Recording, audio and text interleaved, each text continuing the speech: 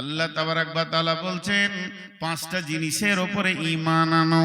একটা হলো আল্লাহর উপরে ঈমান, দুই হলো কি আখিরাতের উপরে ঈমান, মরার পর থেকে জান্নাত জাহান্নাম পর্যন্ত যে একটা বিশাল জগৎ আছে তার উপরে ঈমান, তিন নম্বর হলো ফেরেশতার উপরে ঈমান, চার নম্বর হলো কিতাবের উপরে ঈমান, আর পাঁচ নম্বর হলো নবীদের উপরে ঈমান।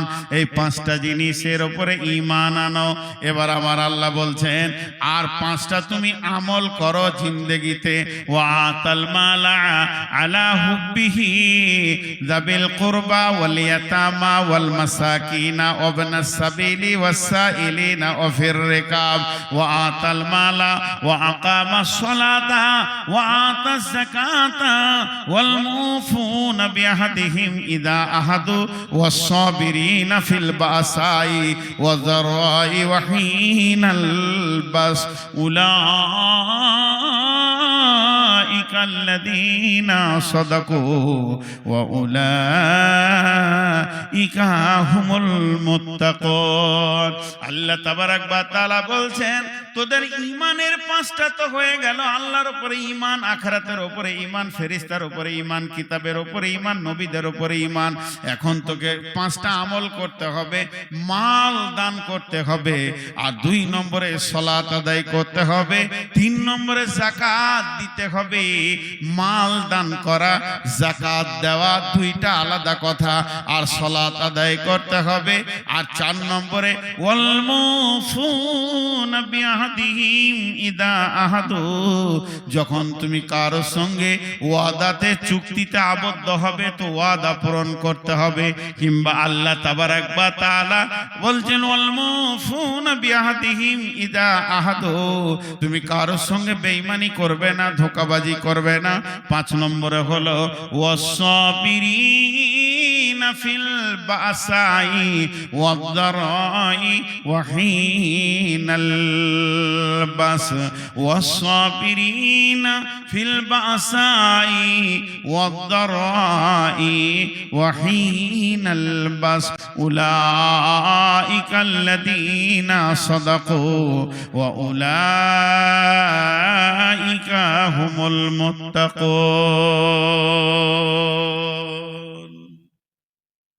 পাঁচটা আমল কি কি করতে হবে? প্রথম নম্বরে মাল দান করতে হবে, দ্বিতীয় নম্বরে সালাত আদায় করতে হবে। বেনামাজি মুমিন নয়, বেনামাজি মুমিন নয়, বেনামাজি মুমিন নয়, বেনামাজি মুমিন নয়, বেনামাজি মুমিন নয়, বেনামাজি মুমিন নয়, বেনামাজি মুমিন নয়। আর মুমিন বেনামাজি নয়। আপনার আলোটা নিমান ভাই, আমার কষ্ট হচ্ছে মোবাইলের আলোটা। মুমিন বেনামাজি নয়, মুমিন বেনামাজি নয়, মুত্তাকি বেনামাজি নয়, মুত্তাকি বেনামাজি নয়, মুত্তাকি বেনামাজি নয়। তাহলে সালাত আদায় করতে হবে, যাকাত দিতে হবে, যদি টাকা বেশি থাকে যাকাত দিতে হবে। আর কি করতে হবে?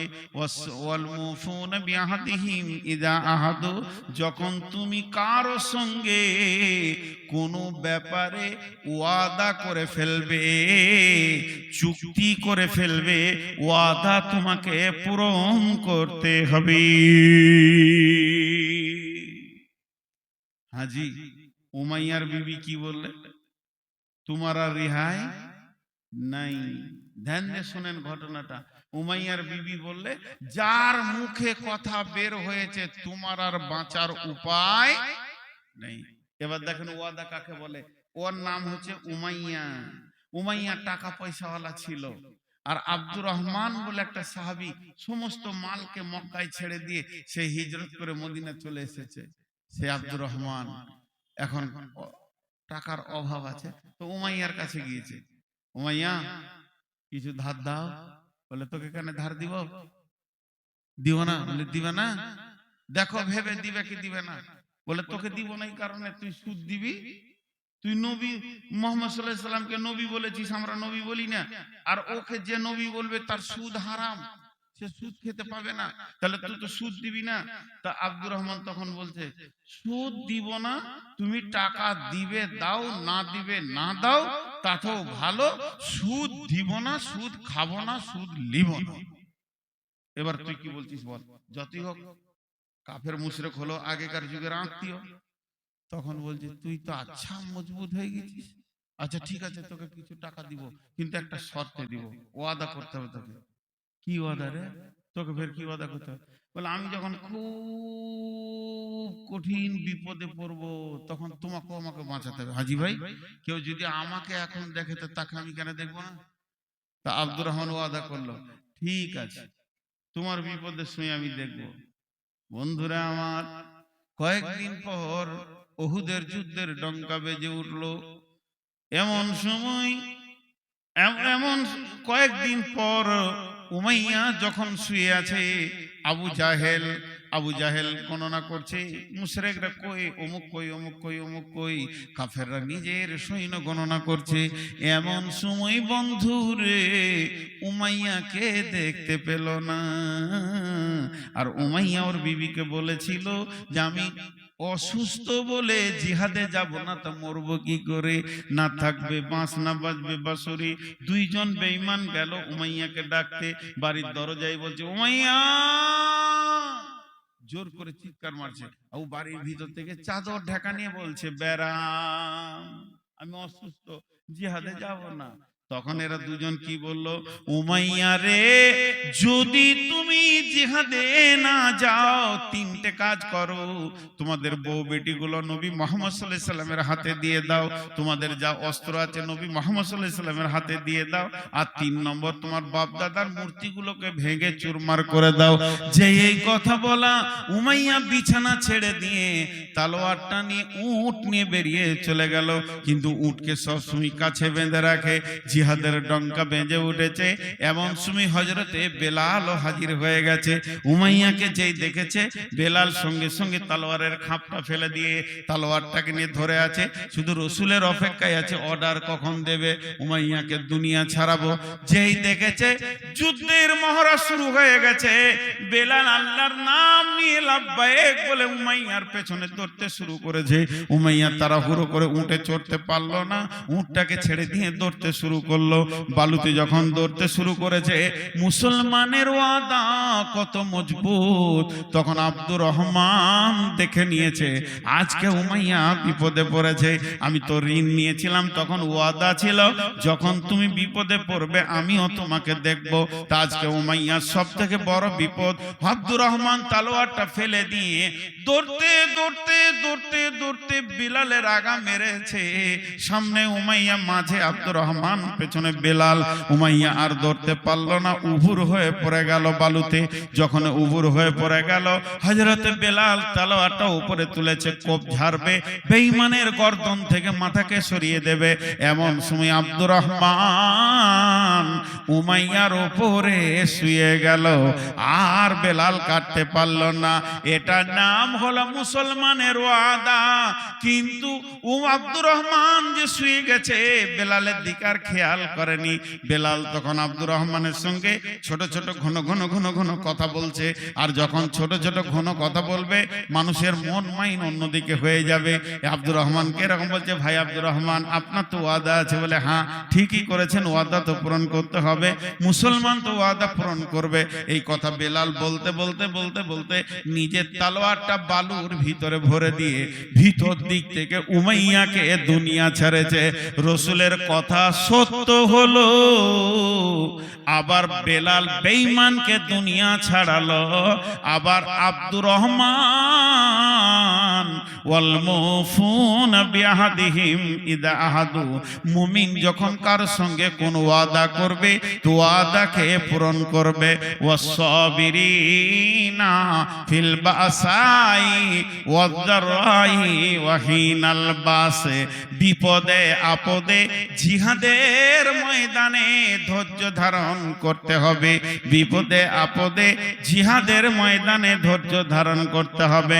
তাহলে আমলের 5টা কি কি হলো? 1 নম্বরে মাল দান করবে, 2 নম্বরে হলো সে আপনার কিনা সালাত আদায় করবে, 3 নম্বরে যাকাত দেবে, 4 নম্বরে ওয়াদা পূরণ করবে, আর 5 নম্বরে বিপদ আপদে জিহাদের ময়দানে ধৈর্য ধারণ করবে। তাহলে 5 আর 5 10 হয়ে গেল। এখন 10টা গুনেলেন। আল্লাহর উপরে ঈমান, আখিরাতের উপরে ঈমান, ফেরেশতার উপরে ঈমান, কিতাবের উপরে ঈমান, নবীদের উপরে ঈমান, মাল দান করবে, সালাত আদায় করবে, যাকাত দেবে, ওয়াদা পূরণ করবে, বিপদ আপদে ধৈর্য ধারণ করবে। আমার আল্লাহ বলছেন এই 10টা গুণ যার আছে, 10টা সিফত যার আছে, 10 গুণে যে নিজেকে রঙিয়ে নিতে পেরেছে, যে নিজেকে 10 রঙে সাজিয়ে নিতে পেরেছে, আমার আল্লাহর ভাষা উলাইকাল্লাযীনা সাদাকু, এই লোকগুলি হলো প্রকৃত সত্য, ওয়া উলাইকা হুমুল মুত্তাকুন, এরাই মুত্তাকি।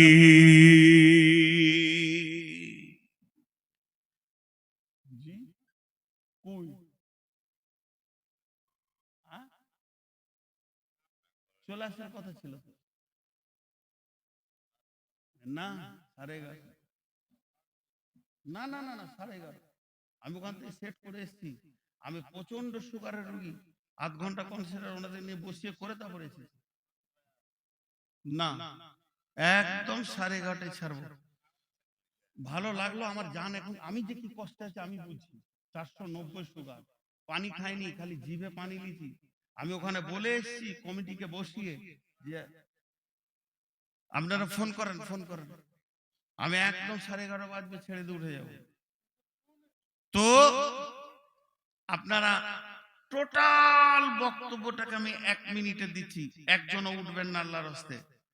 আমার পরে যিনি আসছেন একটা কথা বলে দিই, আপনার এলাকায় বলছে নাকি নতুন, কিন্তু উনি আমার ওস্তাদ আসছেন, এটা শেষ ভাষা, এর উপর আর কোনো ভাষা নাই। আমার পরে যিনি আসছেন উনি ওস্তাদ আসছেন আমার, দীর্ঘদিন ধরে উনি বুখারী পড়াচ্ছেন। জি ভাই, অপরিচিত থাকলে যা হয়। তো আমি আজকে আপনাদের সামনে টোটাল বক্তব্য যেটা রাখলাম, টোটালটা এক জায়গায় করে দিচ্ছি। আল্লাহকে পেতে গেলে মুত্তাকি হতে হবে, মুত্তাকি হতে হবে। মুত্তাকি কাকে বলে? ভীতু। ভীতু, মুত্তাকির একটা শব্দে উত্তর হচ্ছে ভীতু। ভীতু কে? যে আল্লাহকে ভয় করে। আর আল্লাহকে ভয় করলে সম্মান বাড়বে বরং কমবে না। আর এই জগতে এসেছে যে যত ভয় করে না লোককে সে তত দামি, এটা ভুল ধারণা। মুমিনদের দিলে একটা ভয় থাকবেই। এবার মুত্তাকি কে? মুত্তাকির ডেফিনেশন কি? মুত্তাকির সংজ্ঞা কি? আল্লাহ বলে দিয়েছেন 5টা সে ঈমান আনবে, 5টা আমল করবে। আল্লাহর উপরে ঈমান, আখিরাতের উপরে ঈমান, ফেরেশতার উপরে ঈমান, নবীদের উপরে ঈমান, কিতাবের উপরে ঈমান, আমাল দান করবে, সালাত আদায় করবে, যাকাত দেবে এবং ওয়াদা করলে ওয়াদা পূরণ করবে। আর বিপদ আপদে জিহাদের ময়দানে নিজেকে ধৈর্য ধারণ করবে। এই 10টা গুণ যার ভিতরে আছে, আমার আল্লাহ নিজের মুখে বলছেন উলাইকাল্লাযীনা সাদাকু ওয়া উলাইকা হুমুল মুত্তাকুন, এরাই হলো প্রকৃত সত্য আর এরাই হচ্ছে মুত্তাকি। আর আমাদেরকে মুত্তাকি হতে হবে। সামনে যে রমজান আসছে, এই রমজান আমাদেরকে মুত্তাকি বানাতে আসছে। রমজান আমাদেরকে না খাইয়ে রাখতে আসেনি। একটু ভাবেন তো, আল্লাহ তাবারাক ওয়া তাআলা বলছেন ইয়া আইয়ুহাল্লাযীনা আমানু, হে ঈমানদারেরা, কুতিবা আলাইকুমুস সিয়াম, আমি তোমাদের উপরে রোজাকে ফরজ করে দিলাম, কামা কুতিবা আলাল্লাযীনা মিন ক্বাবলিকুম, ভাবিও না কঠিন আমলটা তোমাদেরকেই প্রথম শুরু করেছি, এমা তোমাদের পূর্বপুরুষের উপরেও ছিল। কামা কুতিবা আলাইকুমুস সিয়াম কামা কুতিবা আলাল্লাযীনা মিন ক্বাবলিকুম, তবে পূর্বের কিতাবে পূর্বের নবীদের উপরে রোজা কমপ্লিট ছিল না, ইনকমপ্লিট ছিল। এখন কিন্তু রোজা কমপ্লিট হয়ে গেছে। আর এই রোজাটা হলো কে? কেন দিলাম? কেন দিলাম? যাতে করে তোমরা মুত্তাকি হতে পারবে। লাআল্লাকুম তাত্তাকুন, আমি তোমাদেরকে সিয়াম এই জন্য দিলাম যাতে করে তোমরা মুত্তাকি হয়ে যেতে পারবে। কিন্তু একটা ঘটনা দেখেন, রোজা এমন একটা ইবাদত, রোজা বাদ দিয়ে, আমার ভাষাটা বোঝার চেষ্টা করেন, রোজা বাদ দিয়ে কোরআন হাদিসে যত ইবাদত আছে সব ইবাদতে একটা লিক আছে। একটা লিগ আছে, সেটা কি?